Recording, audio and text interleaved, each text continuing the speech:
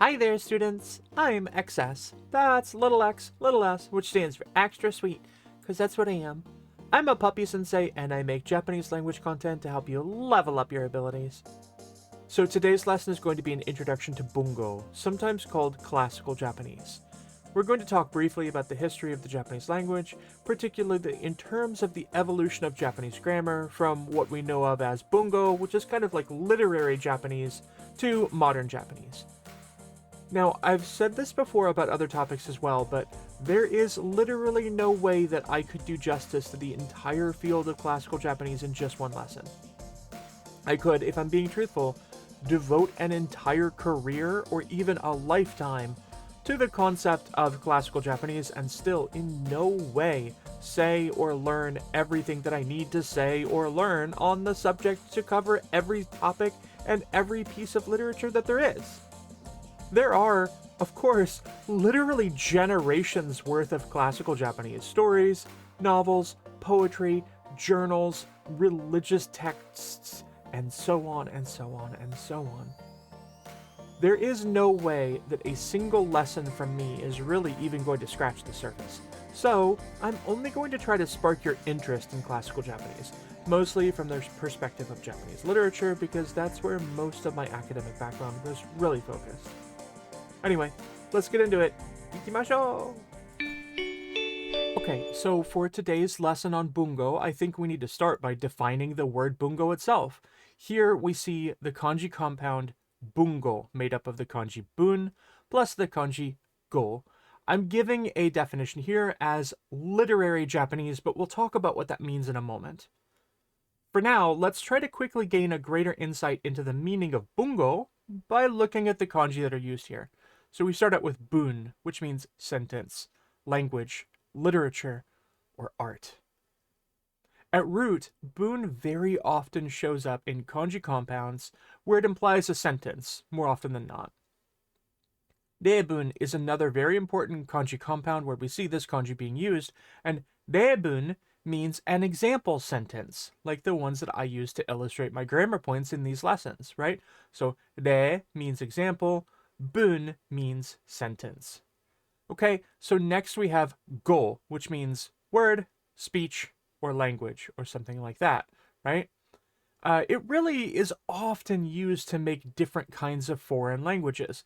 Basically, in a country or any culture group, plus go equals that language. So Spain go equals Spanish, France go equals French, 中国語 equals Chinese, and so on, right? And so this idea that this kanji go kind of conveys the sense of language in many of the kanji compounds where it appears. So when we place bun and go together, it means literary language, right? We have the kanji for literature, or the kanji for sentence, and then we have the kanji for language. So we have the language of literature. However, from a certain point of view, I think that's far too broad of a definition, and it doesn't really teach us anything about the word at all, really. Like, does bungo therefore mean that all literature would be written in this form? Would be written in bungo? Is bungo just the word for Japanese writing? Certainly not. Absolutely not. However, there are cases where the term bungo is sometimes used even in modern Japanese just to distinguish between written Japanese styles and spoken Japanese styles. So we can kind of think about it from the perspective of like bungo as literary Japanese, and we could draw a distinction between bungo and kogo, which is kind of like spoken Japanese, the Japanese that is actually spoken by people. Outside of this edge case, however, bungo does not usually just refer broadly to all types of literary style Japanese writing, or all Japanese writing in general, right? In fact, if we wanted to get a very, very narrow definition, bungo can often be defined very precisely as the specific form of classical Japanese that stemmed directly from the literary culture that was popular in the Heian period. The Heian period was a Japanese cultural renaissance that lasted from the year 794 until the year 1185. Bungo is often sometimes referred to as medieval Japanese. What's important to note here is that there were actually two forms of Japanese that fully predate this style, and we learn about these two forms as well. So there's Old Japanese and Early Middle Japanese. So those two forms of Japanese, they're not the only forms of the Japanese language that kind of predate Bungo, but they are the two that kind of get highlighted as particularly important in the academic field. Even though Bungo was developed in the culture of the Heian period, it kind of remained the standard way of writing until the Showa period, which began in 1926. So basically, for well over 1,000 years, writing in Japanese implied writing in Bungo. I want to draw out something very important here. What we know of as Bungo, we only know of from writing.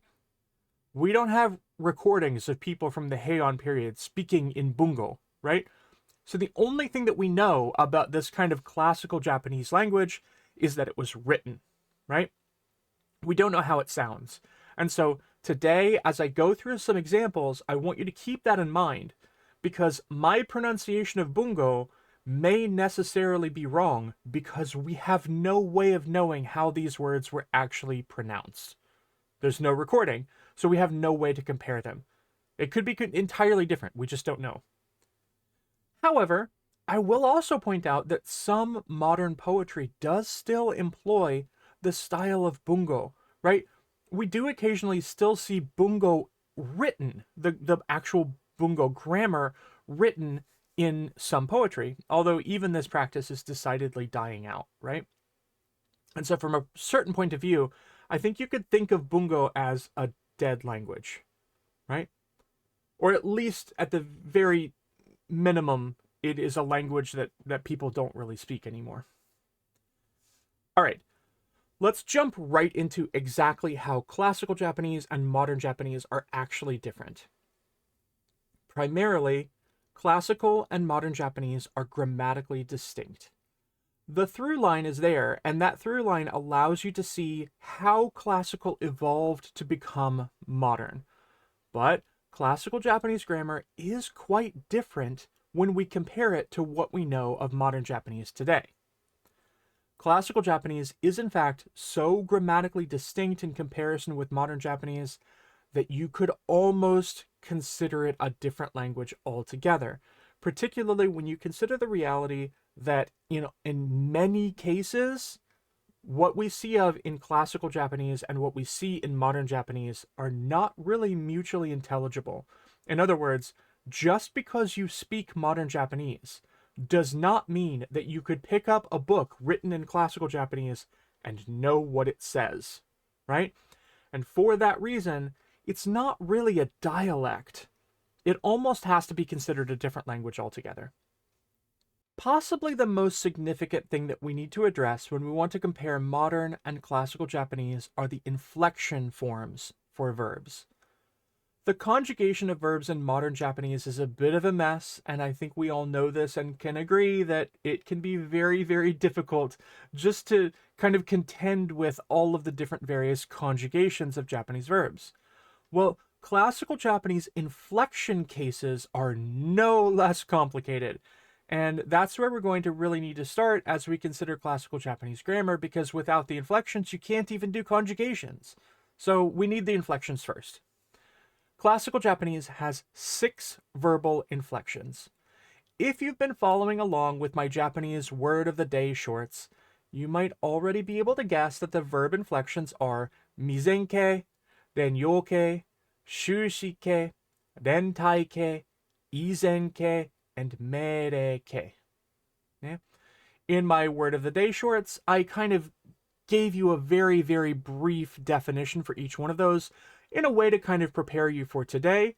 But what we're going to do is I'm going to provide you a very deep overview of what each of these individually mean for classical Japanese grammar, and how they relate to modern Japanese grammar.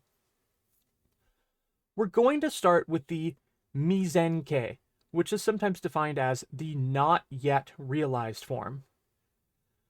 So, remember all of those times that I've reminded you that Japanese does not have a future tense?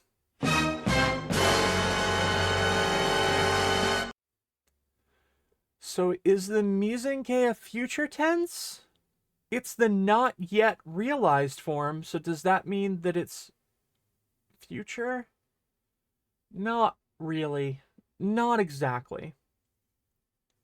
Instead, the mizenkei is usually used to indicate that some action has not yet taken place. And also for this reason, it's usually conceptualized in classical Japanese as a negative form, right? It's the not yet form. Not necessarily future, but it could possibly happen in the future. It hasn't happened yet, and therefore it's more like kind of a negative in the case of a hypothetical. Okay?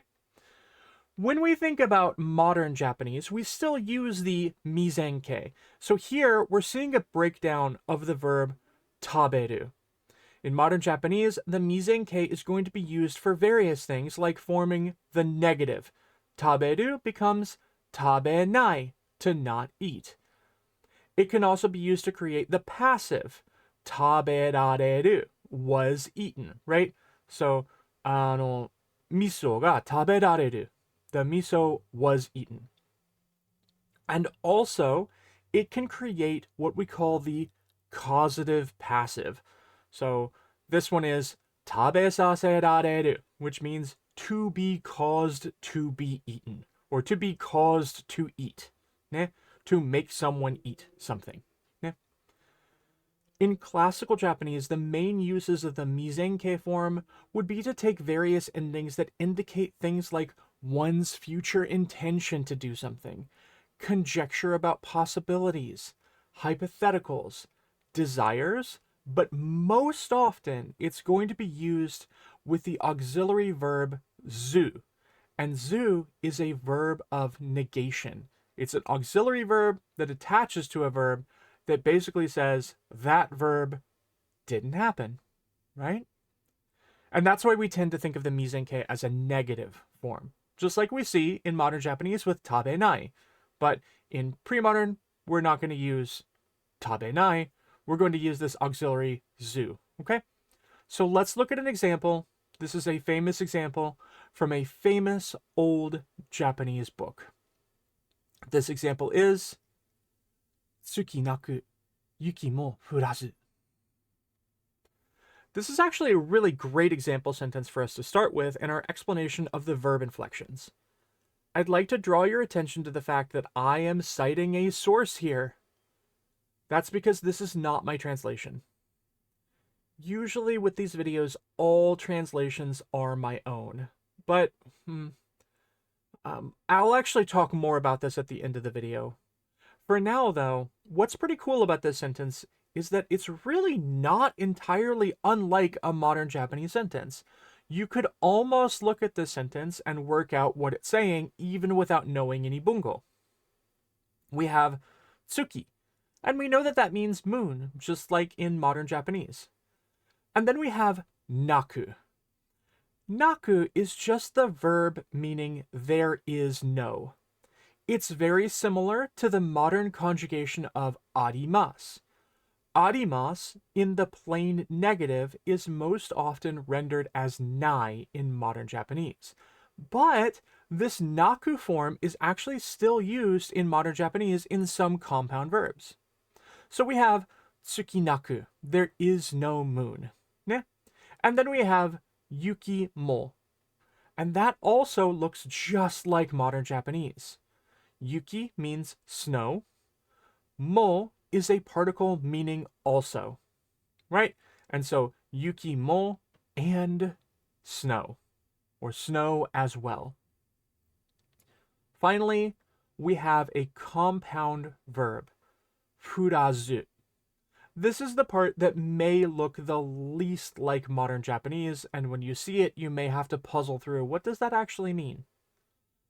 This is the verb furu, which means to fall. Furu here is in the mizen-ke inflection, and it's in the mizen-ke so that it can attach to the negation verb zu. So it gets put in the mizen-ke, and then zu gets attached to the end of it. Zu is actually in the shushi-ke, which we're going to talk about really soon. So in order to form a compound verb, we often will have the situation where we have two verbs, one is in one inflection case, and the other is in a different inflection case. I'd like to be very elementary about this and really give you a very simple breakdown for this sentence so that we can fully understand it both in modern and classical Japanese.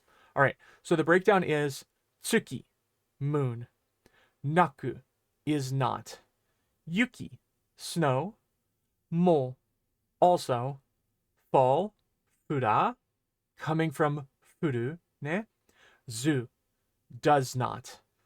Tsukinaku yuki mo furazu. There is no moon, and the snow does not fall. This is a very similar pattern to what we're going to be doing with all 6 of our inflection kind of cases, right? We're going to see the verb, and we're going to see that verb being put into a very specific form so that it can either attach to something which follows it, like an auxiliary verb or a particle, or it will be in a form that ends the sentence, namely the shushike. Next, let's look at the denyoke. Denyoke is known as the continuative form.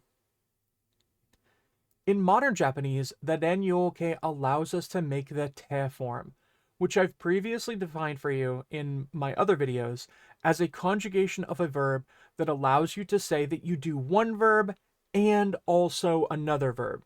It sets up either a sequence, do this verb and do that verb, or it talks about doing things simultaneously, okay? Remember, in modern Japanese, there are a couple different ways that we can link nouns together in the same way that we use the conjunction word and in English. In particular, to, for example, can create a noun plus noun phrase, just like this example. この本とその本を読みたい. Yomitai means I want to read. Ne? And what do I want to read? この本とその本. This book and that book. So in Japanese, we're using to, and it stands in exactly for the English word and. But in English, we can also use the word and to connect verbs. Just like the sentence, I like to run and jump and skip and play. In Japanese, we can't do this. We can't use to connect verbs in the same way that we can use and to connect verbs in English. So with Japanese, what we do is we use the denyoke along with the te conjunction to create lists of verbs like this one.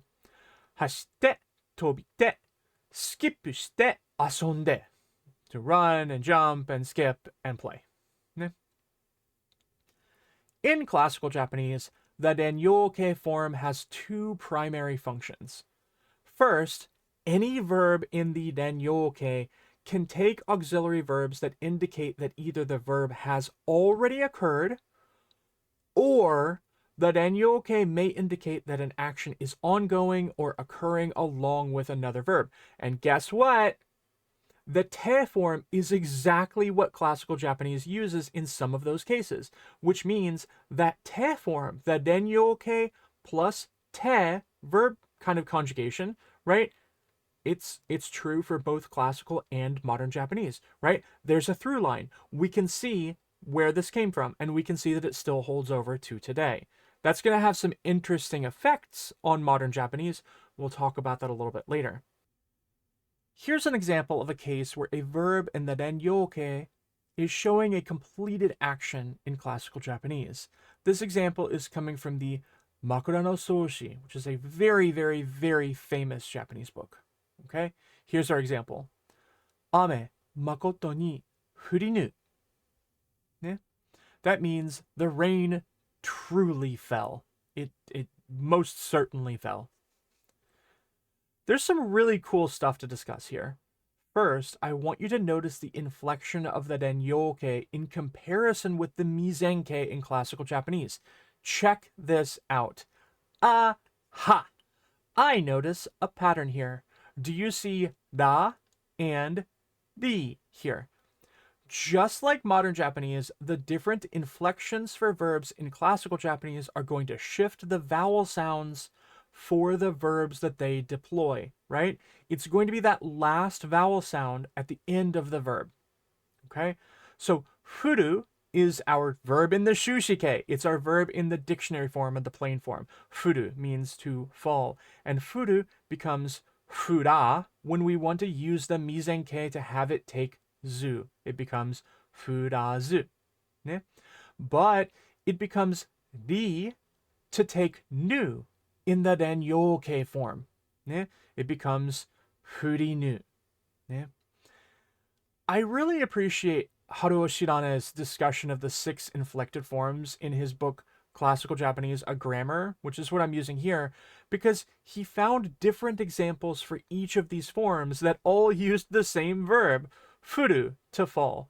And that's part of the reason why I've culled all of my examples for this lesson from that book. All right, so here again is our sentence, right? Ame makoto ni furinu.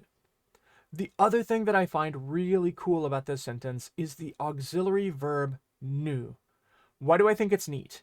Because in modern Japanese, nu is still used, but it's most often going to be used to negate something, because it's actually not the same nu. You rarely see this nu used in modern Japanese to indicate sentence completion, but that's exactly what we have happening in the example from Makura no Soshi. And I think that's really super interesting. Anyway, you don't see nu being used in this way in modern Japanese, so I think it's super neat that something meaning an action was completed now sounds a whole lot more like it didn't happen at all, right? In pre-modern Japanese, furinu means it definitely happened. But in modern Japanese, furinu kind of sounds a lot more like it didn't happen at all. And I think that's neat. In reality, in classical Japanese, zu and nu were actually only distantly related, so in truth, it's less about something evolving to mean the opposite over time and more just kind of an interesting weird quirk. Anyway, let's break this sentence down, okay? So we have ame, meaning rain, makoto ni, meaning truly, furi, remember that's furu, and now it's in the renyoke, and then we have nu, which means happened or did. Ame makoto ni furinu. Another cool thing, makoto. We have that word in modern Japanese and it still means truthfully, truly, or honestly. But here, it's being used as an intensifier to mean really or intently. And that's also archaic. We don't really use makoto ni to mean this in modern Japanese, right? So somehow we still kind of retained the idea that makoto means true, truthfully, honestly, but here it's intensifying the fact that the rain fell, and that's fascinating. Anyway, the next inflection that we're going to examine is the shushike form, and I believe that you'll find even in classical Japanese it's pretty easy. Shushike is the final form. In modern Japanese, the shushike form is just the sentence final form of a verb. It's the plain form. It's the dictionary form. So, taberu, to eat, is the shushike. It's just taberu. Now, you don't have to do anything to it to make it become the shushike because it's just the sentence final form. All verbs in the shushike ending are going to end in an u sound. They'll all end in u, just like we learned at the very beginning when we were just starting out learning Japanese in my earliest lessons. I taught you that if you see a word that ends in an u sound, it might be a verb, because all forms of verbs in their kind of dictionary or plain conjugation in the shushike will end in an u sound. No other conjugation is needed. And in modern Japanese, generally speaking, the shushike form of a verb just kind of goes at the end of your sentence when your sentence is expressing something that is either happening now or that happens habitually. Like, ramen o taberu means I am eating ramen, I eat ramen, or I sometimes eat ramen. Remember, context is important. In classical Japanese, the shushike inflection can work just like that. Yep. It can be your sentence final verb with an oo sound, and you can just wash your hands of it and walk away because you're done, right? It's just the shushike. It's just the sentence final. But that's only if you see it as the last word in a sentence, and it's a verb and it ends in the oo sound. In that case, then yes, it's the shushike. However, there are two very important things that verbs in the shushike do in classical Japanese that are a little bit weird when compared with modern Japanese. First, if you have a verb in the shushike, the sentence final form, even in a classical Japanese sentence, it usually means that the action is taking place in the present. It's happening now, right? But if your sentence begins with a time marking word, one like mukashi mukashi, as in long, long ago, then the verb can be in the shushike and still indicate that the action happened a long time ago. It doesn't necessarily have to conjugate into a past tense form the way that it might need to do in modern Japanese. So, well, then how do you know if your shushike oo sound ending verb that is not conjugated for tense is happening now or a long time ago? That's the fun part. You don't.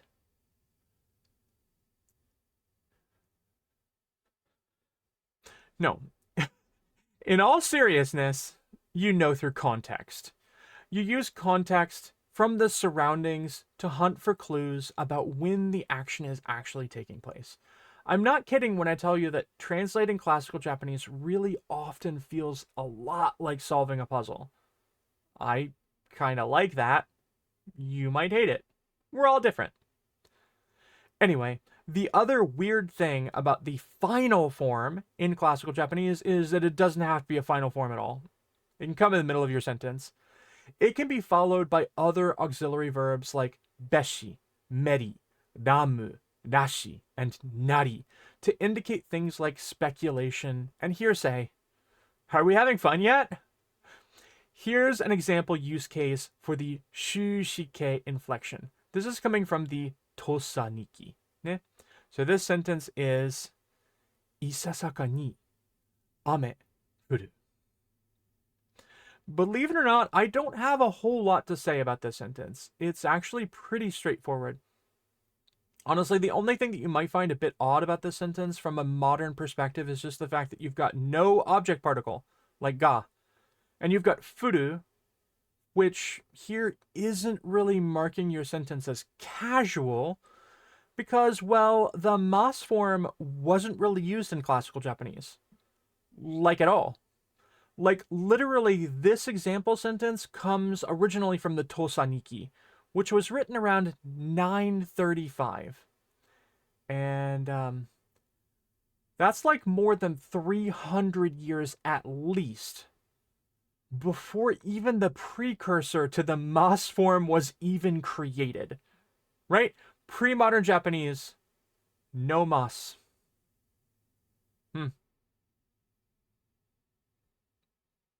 I didn't really like that joke, but I'm going to keep it. For the sake of clarity, let's deconstruct this sentence as well. All right, so isasaka ni. That means little by little. Ame, which means rain, and furu, which means to fall. It's pretty easy. It looks a lot like a modern Japanese sentence, actually.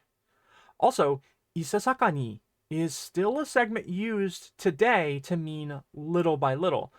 But, well, just look. I used a corpus to look up the word sukoshi, which is a modern Japanese word that can also mean a little bit. Okay? I got 18,718 hits in this corpus that I was looking at, right? That means that there are like 18,718 sentences that I found where sukoshi was used anywhere at all. Now, it might have been used in other different ways, but this is just for illustrating my example. Meanwhile, when I look for isasaka ni, I'm not saying that I did any kind of scientific deep dive into isasaka ni or anything. I'm just saying, anecdotally, it's not a common term in the modern era. Just making an observation and moving on. Next is the rentaike. Rentaike is the attributive form. In the modern era, the rentaike form goes before a noun to attribute a verb to that noun. Hashiru otoko, a running man. Takusan benkyou shita gakusei, the student who studied a lot. This kind of rentaike form is not hard to use, right? You just place the verb in either the plain present or the plain past form in front of the noun, and boom, you have managed to attribute something to that noun. You create a noun phrase in which you have a noun where someone or something is doing a verb, but they are that noun, right? Just like the running man or the student who studied a lot. By the way, have you ever wondered why we almost never see politeness reflected in the middle of a Japanese sentence, but we do see tense reflected in the middle of a sentence? Like, okay, look at these two sentences. Manager-sama wa watashi no tsukutta gohan o tabemashita. Manager-sama ate the rice that I made. Wah! That's a fine sentence. But look at the second sentence. Manager-sama wa watashi no tsukurimashita gohan o tabemashita. That's no good. That's not good. It's not a good sentence because it has the verb tsukuru, to make, conjugated into the polite form before attributing it to the noun gohan. So why is it that verbs cannot conjugate like this in the middle of a sentence for politeness? That's because there was no mas form in classical Japanese, like I said. The inflections used in classical Japanese really do somewhat carry over in some respects to the modern era, and since we didn't have a mas form in classical Japanese, this rentaike attributive form doesn't want to see a politeness kind of register placed on your verb so that it can take the following noun, right? We do see skeletons of classical Japanese grammar that are like fossils that exist still in modern Japanese. And again, I think that's pretty cool. To that end, actually, the rentaike in classical Japanese is basically used the exact same way. It appears before a noun. It's in the same plain form, the u ending verb style, right? And of all of the 6 inflection forms in classical Japanese, it's this rentaike that has really changed the least. And we see that in this example from the Manyoshu, which is a collection of poetry. Okay? So this one is Ame, Mijie, Yuki, Furuyo. Yeah? So this is pretty easy to parse, frankly. Ame, Majie, Yuki, Furuyo. Yeah? It's the verb furu being used attributively with the noun yo, which means an evening in which something falls. Attributing to fall with the word for evening. And what is it that's falling? Ame, majie, yuki. Snow and rain mixed together. I mean, we almost don't need to break this one down, but let's do it anyway. So we've got ame, meaning rain, majie, meaning mixed together.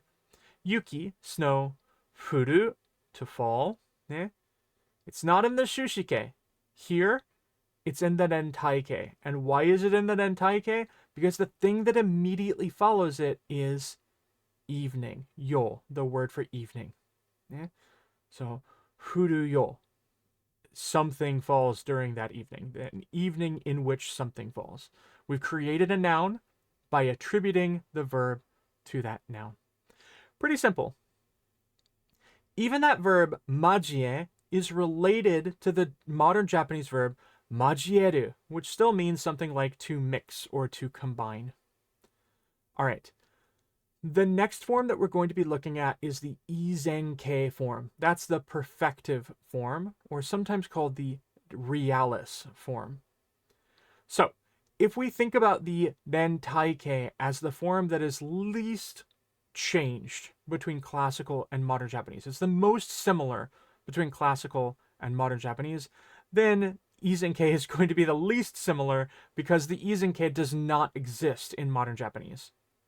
Well, okay, that's not entirely true, but in modern Japanese, the izenkei can be used with verbs to take the particle ba, which can mean if or when in some cases. It's just that in modern Japanese, we usually refer to this case of verb plus ba as the katekei, which we call the hypothetical form. Yep, that's a form that we have in modern Japanese that we really didn't have in classical Japanese. In classical Japanese, though, the izenkei could also be used to indicate that a verb had already taken place, essentially carrying with it the concept of a past or a completed tense. So here's an example sentence. This one is also coming from Tosaniki, which we saw before. So this is Akatsuki yori ame fureba. Akatsuki yori ame fureba. ですね。That fureba is going to look very similar to modern Japanese.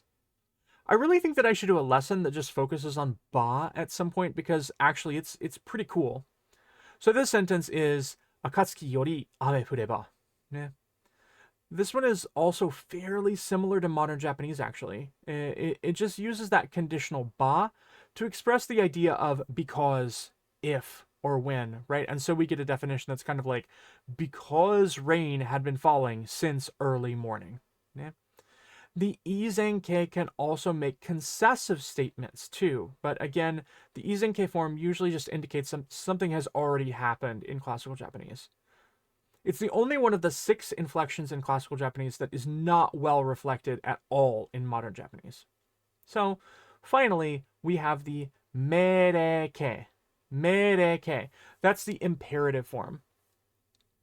The kanji compound mere that we see at the front of mereikei in Japanese means to order or to command.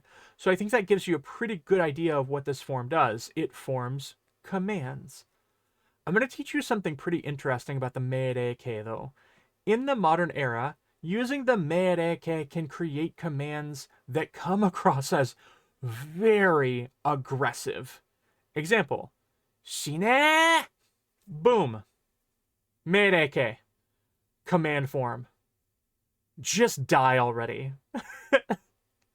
And this form is like, well, I mean, you almost don't use command forms like this at all in polite society anymore. Like at all. But in classical Japanese, the mereikei was actually pretty chill and a rather ordinary thing to do. Which means that when some, like, yabai hito in modern Japanese is screaming, shine! In, like, anime or manga or something like that, when they're using that mereikei form like this, from a certain point of view, they could almost be thought of as coming across like they were speaking Old English or some other long gone but hyper polite way of speaking. There's a false but funny misinterpretation of manga and anime and their uses of mereikei, which is actually pretty common in things like manga and anime, right? We see these kinds of forms really, really frequently in like fight scenes and things like that. But these commands like shine could actually be thought of as harkening back to classical Japanese uses of mereikei. So you could almost treat just die already in the way of saying something more like, why, good sir, please do excuse the request, but would you kindly go ahead and die? I mean, it's not, right? It's not. This is definitely not the case. Mereikei and commands like these in the modern era are rude, and you shouldn't use them, even in like a silly way, because they can ultimately create situations where you cause cultural conflict. But also, I think it's really funny to laugh about the idea that, you know, you get the point. Moving on. Here's an example of the meireke in the context of Japanese literature. Okay? So this one is coming from the Tsurezuregusa, which is a book that comes from about 1331. Okay? And this example, pretty simple. Fure, fure, koyuki. Yeah? It just means fall, fall, powdered snow. You're commanding the powdered snow to fall. But you're not doing it in a way that evokes the idea of modern Japanese meireke. You're not doing it in a threatening way. You're doing it in a way that's just like, do it for me, snow. I mean, honestly, there's not a whole lot to talk about in this sentence. This is one I really don't think that we need to break down at all, because fure is just the meireke command form to fall, and koyuki is just like a light snow or a very powdery snow. So basically, those are the 6 inflection forms that we see in classical Japanese. As I said from the beginning, this really barely scratches the surface in terms of things that we could discuss about pre-modern Japanese texts and the language that they would employ. I could, for example, talk about the fact that in modern Japanese, we have 3 types of verbs: ichidan verbs, godan verbs, and irregular verbs. But in classical Japanese, there are yodan verbs, those with 4 conjugation patterns, kami ichidan verbs, shimo ichidan verbs, which both have 1 conjugation pattern, kami nidan verbs, and shimo nidan verbs, which both have 2 conjugation patterns, and not 2 total different irregular verbs. No, no, no. In classical Japanese, we have 4 entire sets of irregular verb conjugation patterns: kahen verbs, sahen verbs, dahen verbs, and nahen verbs. Even just talking about that would probably take me more than 1 lesson to explain in total, right? Each of those patterns has their own conjugations, and those conjugations also play upon what kind of inflection style the verb is in, right? Is it a sahen verb in the rentaike pattern? In classical Japanese, also, adjectives and adverbs work differently, and we didn't have time to talk about that either. Classical Japanese had a ton more particles than modern Japanese, and also use those particles very differently, but we don't have time to talk about that. And then there's the very cool fact that classical Japanese had a tendency to avoid naming anybody. It was kind of considered rude to use people's names, and so we didn't even have people's names written out in Japanese stories. In most classical Japanese stories, particularly those from the Heian period or the Kamakura period, nobody got a name in the writing. Nobody got names. No characters were usually named at all. The characters are instead usually known only to the readers and through metatextual analysis just by poems and events that we associate with them, right? For example, in the Tale of Genji, the Lady Yugao is never called Lady Yugao in the story, but we, the readers, call her Yugao because she's associated with a particular type of flower that shows up in the chapter.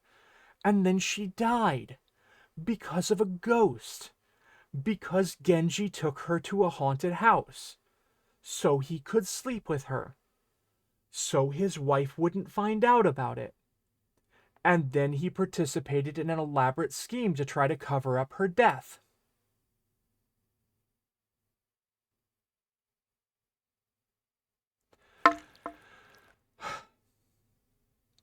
Actually, this leads me to a final cultural point that I would like to make about classical Japanese. Everything we claim to know about classical Japanese is pretty much a guess. What I mean by that is, what we've been defining as bungo really comes only from stories that were written like 1,000 years ago. And at that time, who was writing those stories? Who was reading them? Only the most important, wealthiest, and most powerful people in society. When we think about stories like the Tale of Genji, the language reflected in those stories is almost certainly the language used by the people who lived closest to the imperial palace in Heian-kyo, which is modern-day Kyoto. What did a Japanese farmer from the year 1100 talk like? Like Genji? Almost certainly not. Almost definitely not.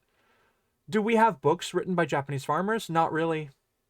What about books written by the common foot soldier? Not really. Most people couldn't read. Heck, we really don't even honestly know how classical Japanese sounded at all, just like I said before. Maybe the vowel sounds were completely different than they are today. And we actually have some evidence that sort of suggests that, but can we say for certain? Not really. We think so, but we can't really say for certain that we actually know anything about what Japanese, old Japanese, classical Japanese really sounded like. All we have are old poems and stories and stuff. When it comes to this period in Japan, we basically have two types of writing coming from the Heian period or the Kamakura period. Those are ledgers or tax documents that were written in Chinese characters and love stories written by women, written in hiragana. Yep, hiragana was invented as a way for women to write down their stories because they almost certainly were not allowed to write in or learn kanji. In fact, a lot of the examples that I shared with you today would not have actually used kanji at all. They would have been written entirely in hiragana. I find that cool. But what I find even cooler than that is the fact that men started to get jealous that women were allowed to write about their life stories. All men were kind of allowed to do was write in kanji in ledgers and keep like business documents and various like transactions. That's what they were writing about. We don't have a whole lot of stories from men from this period until kind of like men started fighting against this idea that writing about their feelings would be considered too emotional or too weak. So what happens is there are cases where men from those periods actually started writing as women, pretending to be women in their writing so that they could write the stories of the things that moved them emotionally without fear of societal judgment. In fact, the Tosaniki, which we saw some examples from today, was probably written by a husband writing things like poetry as if he were pretending to be his own wife. That's pretty neat. Gender norms are stupid, and they always have been. I hope you enjoyed today's discussion about classical Japanese. Again, this was never intended to fully teach you everything that you would need to know to be able to engage with classical Japanese, or Bungo, if you will. Instead, my focus here was just kind of to get you interested, to tease you a little bit with some of the very cool things that I personally find in classical Japanese. Some of the interesting facts or the complications that make it a little bit difficult to engage with. But I think, from those difficulties, if you, like me, find that that makes you more interested in learning more about classical Japanese, then that's really wonderful. I'd like to address something else about this episode that is quite different compared to all of my previous episodes. I really enjoy teaching from the perspective of real world examples, of real language, of real sentences. When you open a grammar book and start learning a foreign language, often the examples that you're going to see are incredibly sterilized. They feel lifeless. I really believe that there is a huge difference between what a textbook teaches us versus the way language is actually spoken, or what my students actually really want to know how to say. When you open a beginning introductory grammar from a foreign language, you usually see sentences like, "This is my pencil," which is not actually something that you really have a whole lot of opportunity to say throughout much of your life. Sure, it's a fine starting point, but it's not really representative of true language, of the way people actually talk. Instead, what do my students really frequently ask me? What do they really want to know how to say? They want to know how to say things like, "I love you," "You're hot," "Do you want to go on a date?" "Show pic." all the curse words. I've never really considered it to be the case that it is my responsibility in these videos to teach you every possible thing that you could learn in Japanese. Instead, I really see it as my task to inspire you to want to learn more. Not necessarily from me. Sure, if you wanted me to become your tutor, I would be happy about that. But that's not my goal. My goal is to spark your interest and get you invested in the learning of Japanese, the way that I'm invested in Japanese culture and using Japanese and translating Japanese. And in order to do that, I often feel that the best thing that I can do is make interesting sentences rather than the hollow and sometimes meaningless things that you find in your average textbook. To that end, what I tend to do is collect real world example sentences, things that people have actually said or written, and then I just slightly modify those sentences to put them into the context of my lesson based on my own knowledge of the Japanese language as a speaker and a translator. I always want to make certain that my example sentences really exemplify the most concrete use for the particular grammar pattern that I'm teaching about. And so in order to accomplish this, I tend to use a corpus. A corpus is a collection of language example sentences, or examples from a particular language. They're usually huge, millions and millions and millions of sentences, all put together in one searchable database. And I'll use a database like that so that I can make sure that the examples that I'm using are actually emblematic of how other real people actually speak. Because I don't want to rely entirely on my own judgment, right? So if I'm teaching some grammar pattern, let's say I'm teaching desho, and I want to teach you how to use desho and how to use it in a way that's emblematic of the way real people use desho, right? Well, in my example sentence that I create, I'm going to start by looking at 100, 200 sentences that use desho, and I'm going to pick the ones that are kind of the most representative, and I'm going to copy those into my own style, right? I'll say, okay, well, I'm going to change this so that my noun looks like this and my verb looks like this, and make sure that I'm using desho in a way that represents the most common use of that kind of grammar pattern. Okay?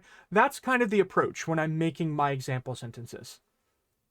But when it came to teaching classical Japanese, I could not do this.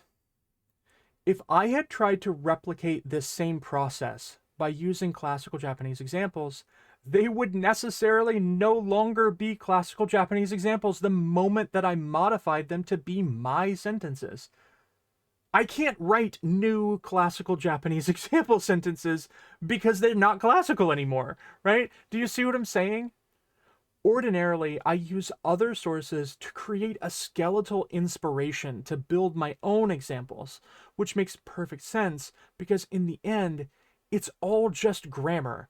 And grammar is kind of just a matter of taking linguistic building blocks and putting them together. It's sort of like Legos, right? So I know how this sentence fragment works. I know how this verb works. I know how this noun works. And I can jumble them all up and put them into new example sentences that look very much like other example sentences that are representative of the way real people speak. Okay? For classical Japanese, I could do nothing other than show you exact historical examples. To that end, I leaned heavily on Haruo Shinane's two very important textbooks, Classical Japanese, A Grammar, and Classical Japanese Reader and Essential Dictionary. All the examples that I used were culled from these two books, where they were collected, translated, and reprinted from their primary source texts.